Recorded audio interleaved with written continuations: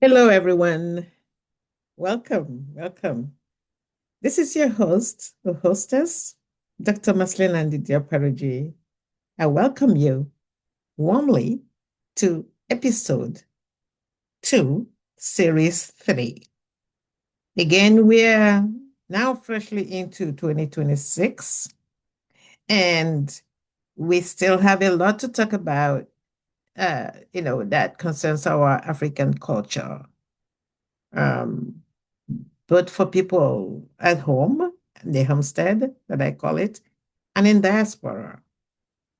One of the things I really want to touch on today is something that happens around us on a daily basis.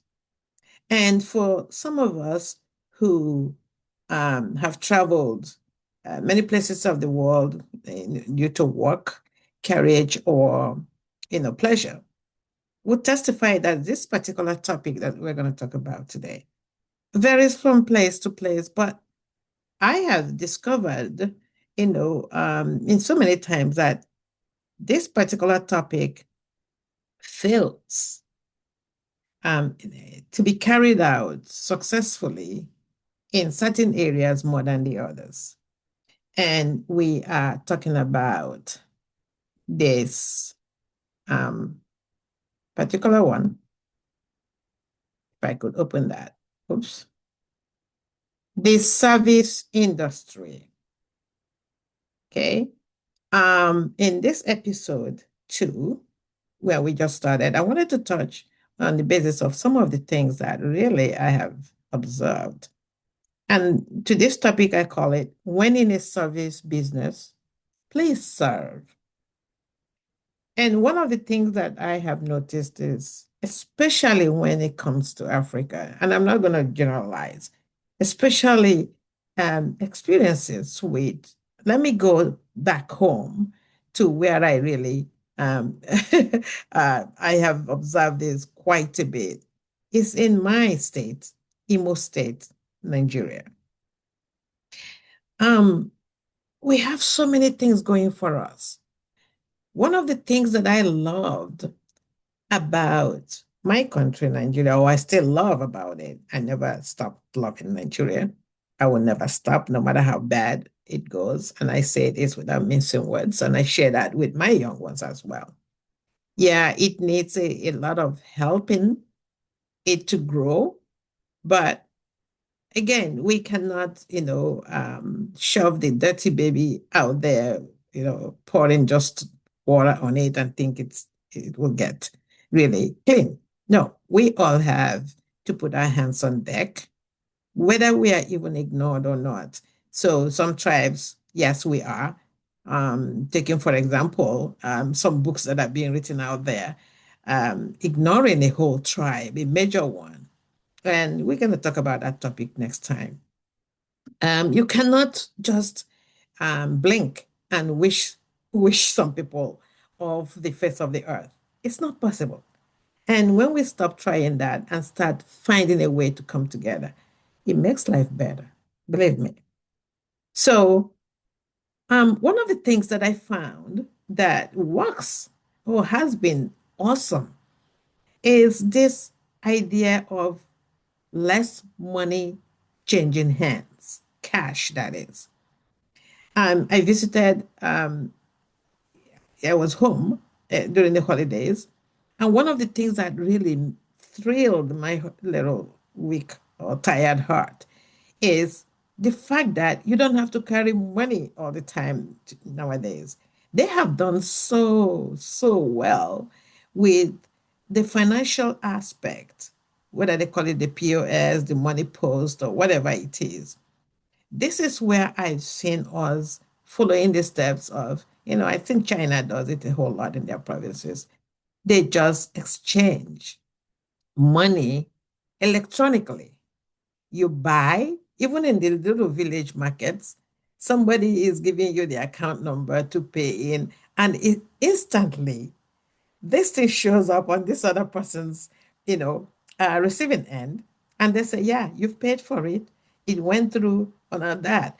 It's awesome. It's really unbelievable. And even the old grandma in the village is doing this, exchanging their payment options electronically.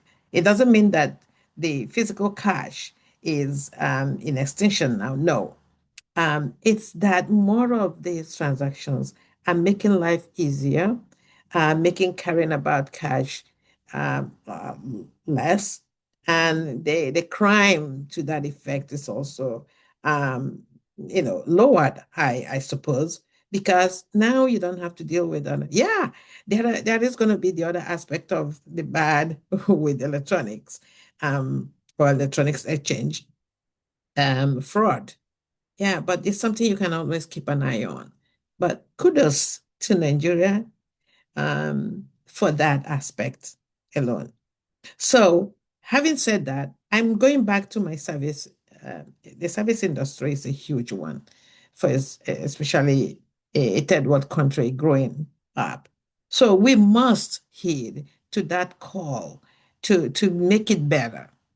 And I am focusing today in Imo State, actually on Imo State, because that's where I have had it really bad. Many people have also complained.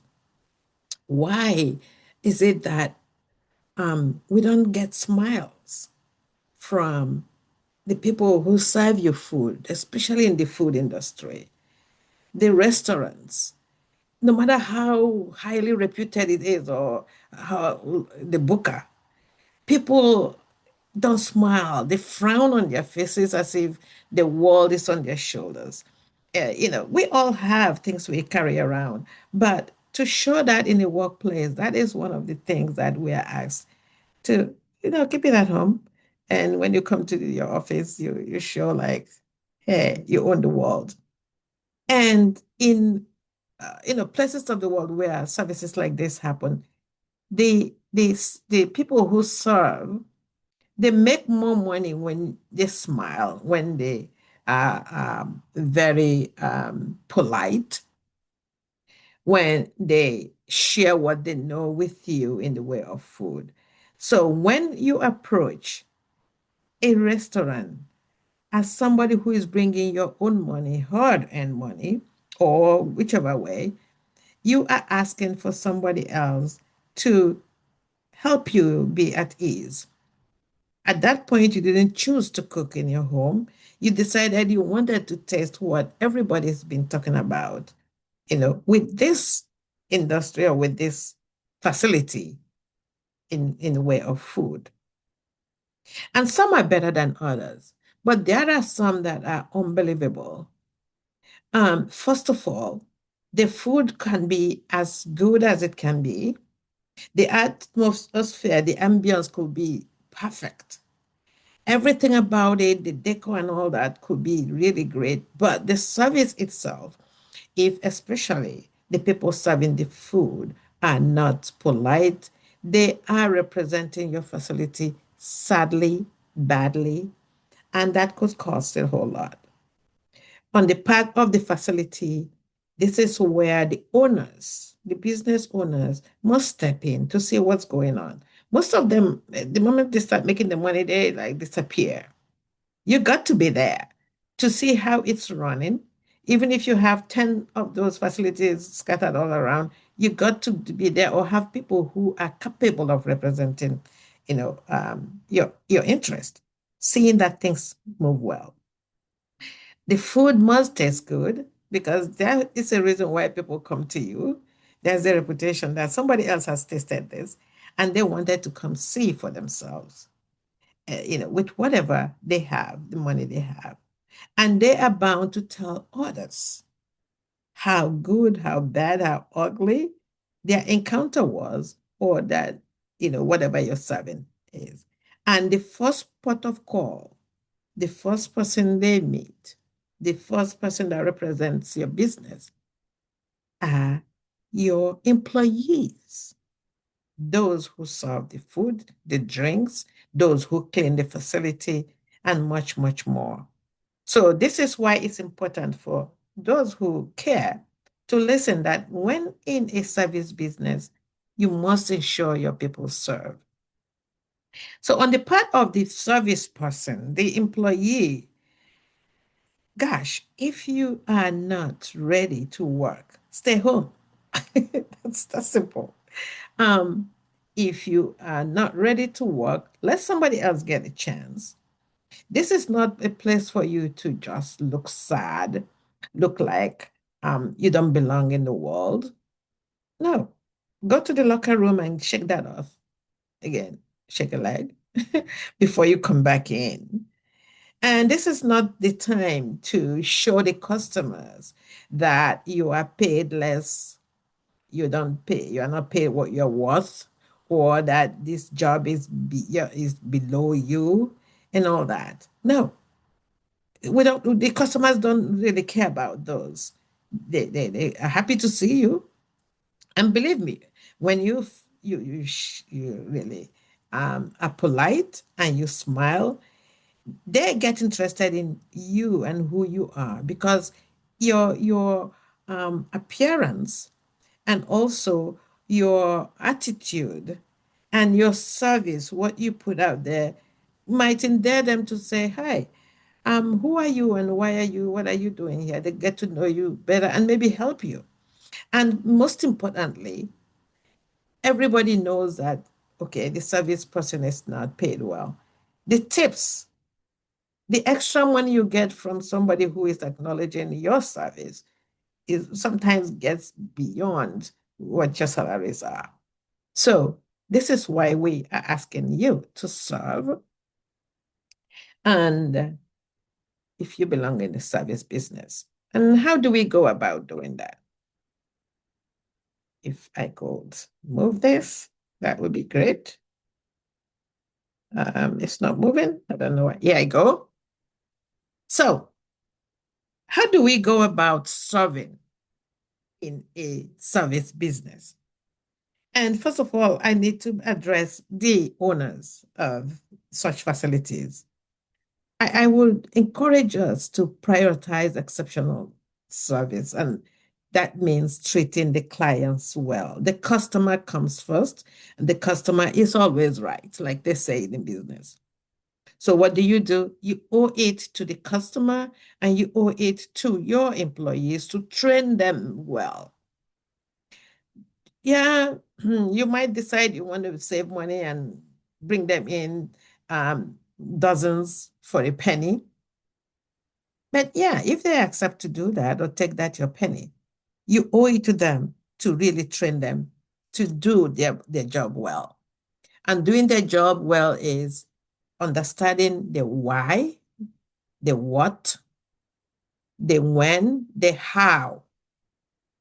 So there is something sad when you get to a restaurant and you're asking your service person, okay, tell me about this fish, how it's prepared, or tell me about this meat, or tell me about this wine, and they have no idea. They're like, oh, I don't know. Let me go back. Oh, what is good today? What they don't even understand the menu themselves. They don't understand anything about the restaurant.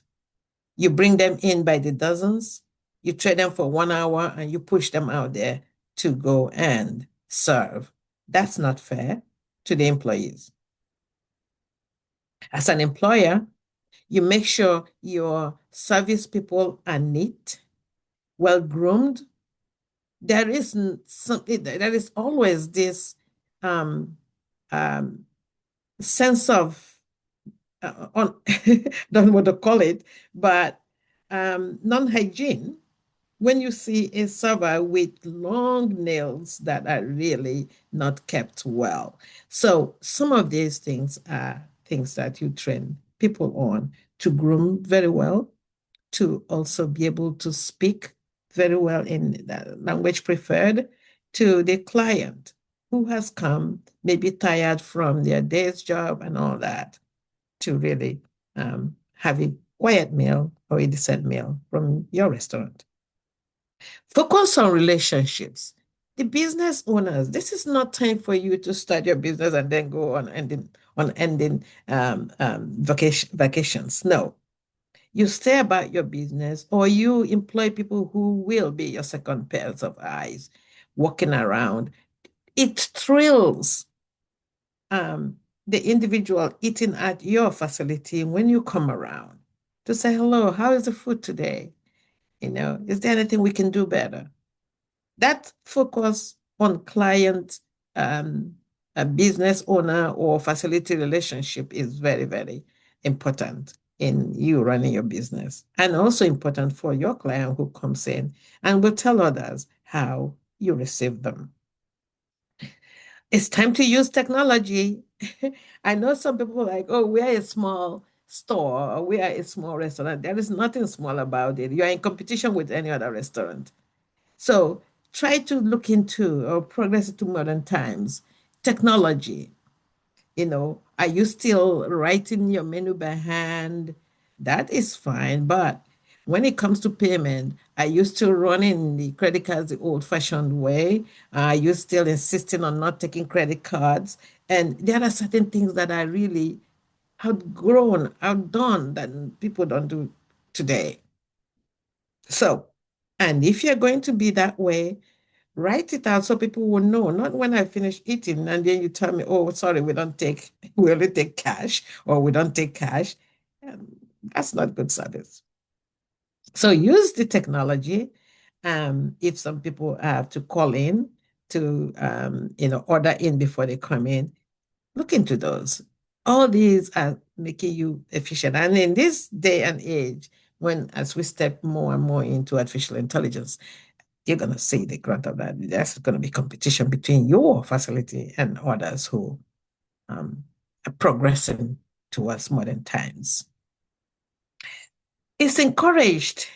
Consistency is encouraged. Ensure that. And that means maintaining high standard of your setting. Your setting may be different from every other settings, but make that the best it can be. The professional conduct, again, I mentioned, on all sides. Your decor, the comfort of the person eating in your restaurant also counts. The noise level, um, the areas around it. Will they park their cars and come out and it's gone or punctured and all that? So you got to think about all these things. Consistency is also the fact that that dish that I like in your facility, will it taste the same again tomorrow and the next? And did somebody else complain of this being better today or worse tomorrow? Again, consistency matters. There is this headache of people having these long menus. And when you come to order, sorry, we don't have this, sorry, we don't have that, we run out of this, we run out of, you might as well close your restaurant. So if you don't have this, you don't have that, you don't have that, but you are putting it up there, that is a disservice to your visitors or those who come to eat from you. Somebody may have left their homes or their offices or brought even people to say, hey, this person has this best dish, XYZ. And then they get there for you to say, oh, we don't have it. And this happens a lot with some restaurants. So some of the people have decided they're going to dwell on daily menus so that they only display what they have. Maybe you should embark on that, and not deceive people by having all these flowery, long, menus that don't exist. That's not a professional conduct. Okay. And last but not the least, neatness counts. I know we used to have these. Our son used to be the person who chose restaurants that we went to, and he will first look it up, and it's rated, Zagat rated. He likes the Zagat rated aspect, and there's a reason why the ratings are given to restaurants. Zagat rated means there are categories that they will look at before they give you that. You also hear some restaurants that are Michelin and all that. These are levels of high standard. Neatness is one of them. Okay. And personally, if I come to your restaurant, the first place I go is is bathroom. And when I get there, it's not neat. I'm not eating because that means, really, how do you handle the food? So neatness counts, the counters and all that. You get in some of these high-end restaurants, and there are flies all over the place. There are handprints on the walls, on the doors, the glass doors, and things are really not as they should be. So neatness counts in all category. And lest I forget, when you as a manager, you're employed by the owner to keep an eye on his or her property, on her business, they are making you their eyes and their ears. I visited a restaurant during the holidays and if with a few friends, and there are people waiting for hours to eat. And the manager who kept parading, in a puffy manner, a young man, kept watching soccer match displayed on a jumbo screen out in the sitting area.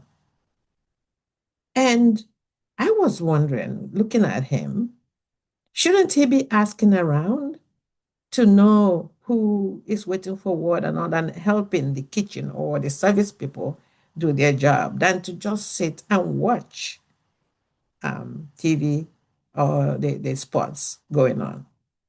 To me, that's bad workmanship.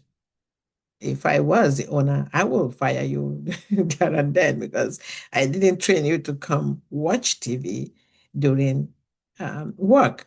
And that's not even your, own, break time. So that's a problem. And one of the things that one of the managers did was there was a mistake in the menu, being taken well, the orders, sorry. And instead of taking the blame and then going back to see or find out where something went wrong, he started blaming everybody in front of the customers, bringing out the chef, bringing out the service people to just exonerate himself. And the chef is blaming the other taker. The other taker is saying that. So there was this argument going on in front of customers between the manager, the chef, and the other taker. I found that absurd for a restaurant, a reputable restaurant as the one that we went to. So there's a lot of training that is needed for our service industry, especially the food industry. That's the one I'm focusing on today. And so we're hoping that um, when anybody sees this and listens to this, they're going to step back, whether you have a booker, Mama Put, or you have the four-star restaurant. Please heed, talk to your employees, train them, and that is how you're going to make the best of your establishment. Okay. Some people will come there, get the disappointment, and walk away and talk about it in a negative way. And people may not go there again to, eat in your restaurant. But some people are vocal enough, like I will vocally tell you what I have encountered that is not good. And I'm not going to just go out there and talk about it, but I will let you know so that you affect change. I would like to come again to, you know, um, enjoy that. And one of the things that I encountered the last time was it was immediately after the holidays, and the manager is like, "Well, bear with my staff because we've just finished a big rush during the holidays, and they are taking a little break now." I think that's a BS because in businesses you don't take a break. The person that is bringing their money to pay for food is not taking a break. They earn that. They bring in their hard-earned money to eat in your restaurant. So the excuse of the rush, holiday rush, making your employees slow down at this moment, it's not part of good training. It's not part of professionalism. It's not part of showing that you're a high standard establishment. So there we have it. So if you want us to keep coming to your restaurant, establish that service that we hope your service business has told us that they are back on and that they are good at. We want to see that. We want to experience that. And we will come again and again and again. Okay? So this is it for us today. Um, I thank you, and most of you loved the one I did, episode 1, and thank you so much for acknowledging that. We will continue to make short videos for you moving forward, but permit me to also, when I have people, experts coming for interview, to make it a longer one. You have a wonderful day, and I will strive to do the same. Be good, be happy, keep smiling, and don't forget to dance. Bye-bye. This is your hostess, Dr. Maslin and M.OPARAOJI, saying bye-bye.